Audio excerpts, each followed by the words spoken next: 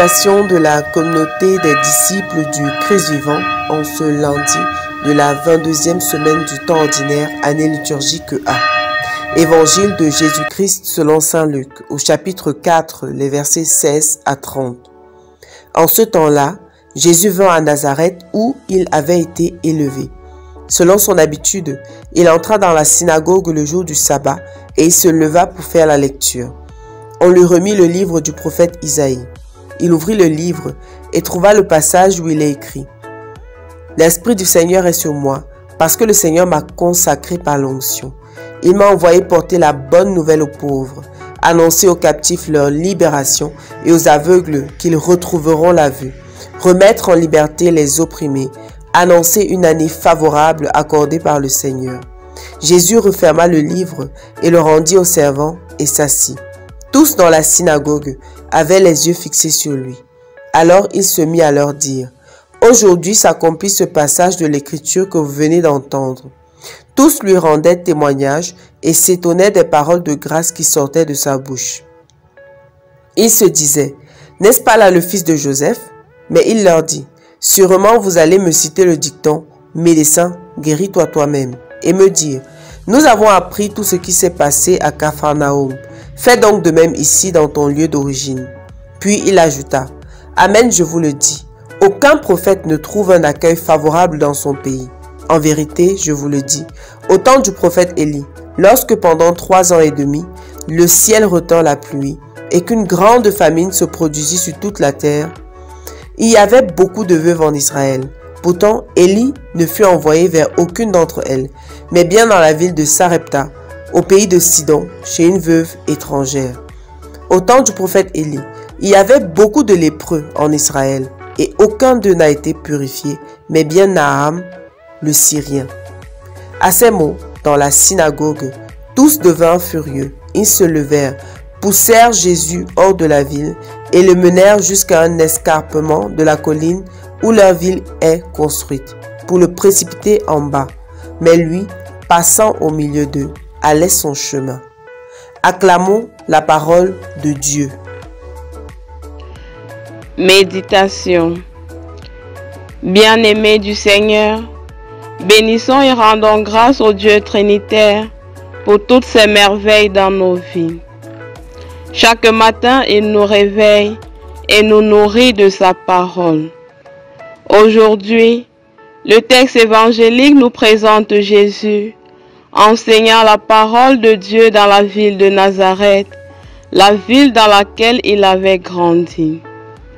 Il annonce la bonne nouvelle de la libération aux captifs, aux opprimés, le recouvrement de la vue aux aveugles, apporte la prospérité pour tout le peuple selon ce qui est écrit de lui dans les prophètes.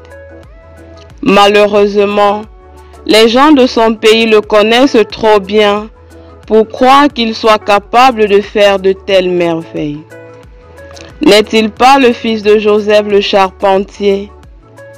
Ainsi, ils rejettent non seulement ce qu'il dit, mais vont plus loin en le chassant de la ville. Ils pensaient en fait connaître Jésus, mais c'était seulement sa condition physique, humaine qu'ils avaient pris en compte. Sa nature divine leur restait cachée. Bien-aimés, des fois, Dieu nous parle au travers de nos frères et sœurs, mais nous sommes tellement concentrés sur ce que nous savons d'eux que nous manquons d'accueillir le message. Il peut s'agir des personnes consacrées, mais aussi bien des laïcs et même des petits-enfants. Dieu utilise en réalité des personnes de notre entourage pour nous enseigner et nous aider dans notre marche vers lui. Mais si nous ne sommes pas attentifs et assez ouverts, nous risquons de le rejeter à chaque instant et de douter de sa présence agissante dans nos vies. La méditation du texte de l'Évangile nous donne donc de comprendre que l'importance et la véracité du message de Dieu ne dépend pas de celui qui le porte. Christ est présent et vivant dans chaque personne et peut donc utiliser qui il veut et quand il veut pour nous passer un message. De plus, qui sommes-nous pour penser que telle ou telle autre personne ne peut pas nous apporter quelque chose de constructif?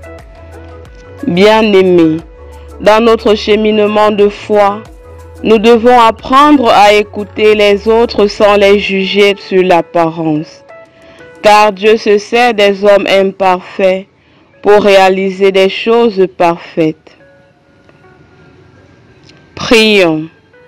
Dieu notre Père, accorde-nous la grâce de l'humilité et de l'ouverture à l'autre, afin que nous puissions accueillir chaque jour le message que tu nous veux nous passer par nos frères et sœurs. Intercession.